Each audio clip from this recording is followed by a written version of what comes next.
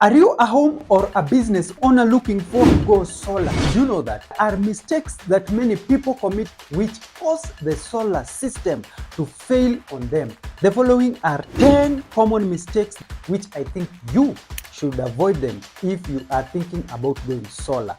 These will definitely help you be better at the solar system that you either intend to have or you already have and want it to work perfectly for you. Now smash that like button if you are ready for our today's video, and if you are not subscribed, subscribe to our channel so that you don't miss any coming episodes. Now let us get right into it. The first mistake is that people assume that just because they have that solar system working for them, it doesn't require any maintenance. Now, you need to ensure that you engage your technician constantly so that they carry out maintenance, which is periodically, can be set for 6 months or even 12 months, but you need to ensure that that maintenance is carried out. Number two, this normally manifests itself during the sizing. You find that someone decides to have very small battery size. This is definitely affected in the sense that the solar panels will fully charge the battery very early during the day. And this excessive power, which in many cases is not used during the day, is wasted. Now, the problem comes when during the night, when these panels are not usable, you find that the battery has a very low capacity to power or to supply power throughout the night or on cloud cover. That is a problem that is usually occasioned by very small battery size. The best way to do it is to ensure that you have the right size that will comfortably power the appliances that you have in the home, even when the sun hours are over. The third mistake is having undersized or long DC cables. We understand that when it comes to DC systems, these systems have very high currents and very low voltages. For instance, a battery which is 12 volts DC 200 amp hours means that through the cables and the amount of current that can be transmitted is very high. Therefore, you need to ensure that the cables are able to handle the size of current that flows through. This happens between the inverter and the battery, where we have the battery connected to the inverter through these cables. If these cables are very long, if they are also loosely connected, there will be a problem. If they are undersized, it means that they will be overheating when the currents are flowing through them. Therefore, you need to ensure that you correct that. The fourth mistake, my top boss, is panel orientation, and this is in relation to the sun. If the panel orientation is off, it means that the power that it will harness from the rays coming from the sun will definitely impact on the efficiency. Mistake number 5 is mixing old and new batteries. This I have witnessed especially with the lead acid batteries. You find that someone will buy a new battery and simply mix it with the existing batteries. This affects greatly the performance of the batteries. It also influences the way the inverter will perform. And did you know that it can definitely lead to the damage of the new battery cells? And that is a mistake that people need to avoid.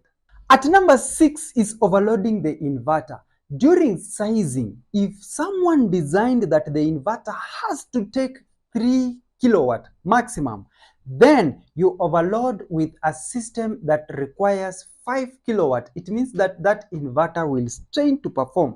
It may even shut down, or some inverters which are not sensitive or don't have the systems to shut down may even be damaged. It is important for you to understand that when sizing the system, your technician will factor in all of those appliances that you listed. And if you intend to upgrade the system, you are supposed to notify this person so that you don't strain the inverter. Straining the inverter may damage it, and it may also lead to you replacing the entire inverter, which may be very, very costly. So it is important for you to ensure that your system is not strained, because this will overwork the inverter, damaging it eventually. Top boss, are you a homeowner looking forward to have solar power in either your home or your business?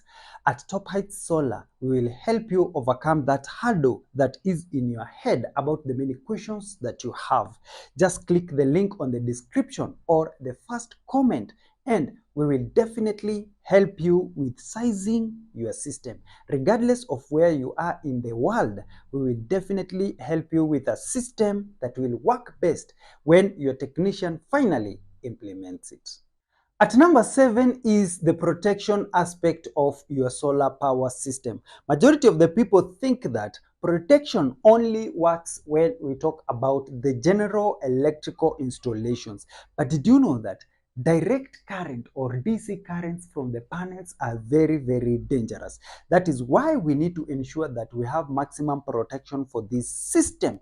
We normally have a surge protection along that line. We have DC surge protection. Did you know that if you are not aware about it, yes, there is DC SPD.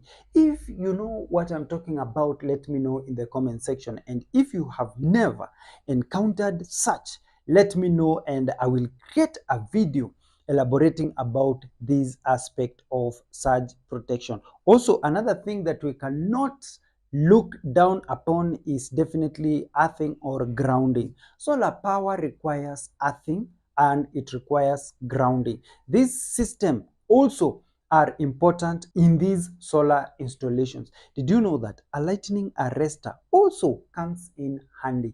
In a separate video, we will definitely be talking about the protective devices that are required in solar installations. And at number 8, we have wrong settings at the inverter. This is normally occasioned by poor commissioning by the technicians that installed that system. Therefore, you need to ensure that the inverter settings are correct so that the system will always prioritize what works for you. Some people use solar power as a backup. Others use the national electricity grid as a backup. All of these is definitely calibrated at the inverter to ensure that you maximize on the system performance. At number 9, we have poor maintenance on the solar panels. This, many people don't know, affects the system performance. If the solar panels are covered with dirt, it means that the efficiency will also be greatly reduced. The amount of power that is harnessed from the sun will be reduced by the blockage of these particles, dust particles. Therefore, it is important for you to automate a system that cleans the panels or have someone occasionally clean the panels so that the power that is harnessed by the panels, all of it goes to use. And this is where efficiency comes in handy. Top bosses, before we go to number 10, be sure to subscribe if you have not, and also like this video if you are getting value. Also, if there is a point that you thought I am missing, let me know in the comment section and I may make a video, an entire video off of it.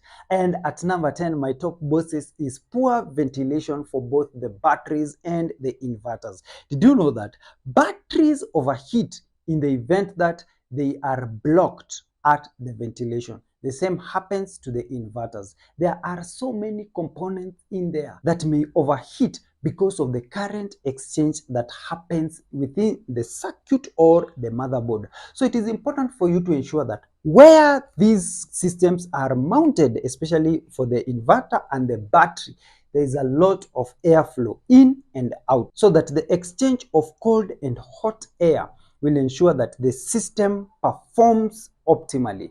Thank you so much, my top bosses, for watching our today's video. In the next video, we will be talking about more that you will request on the comment section. It will be such a pleasure to talk about the topic that you specifically, my top boss who is watching, will want me to address it on the comment section. My name is John Gatehi, and this is Top Heights Electricals and Solar. Goodbye for now.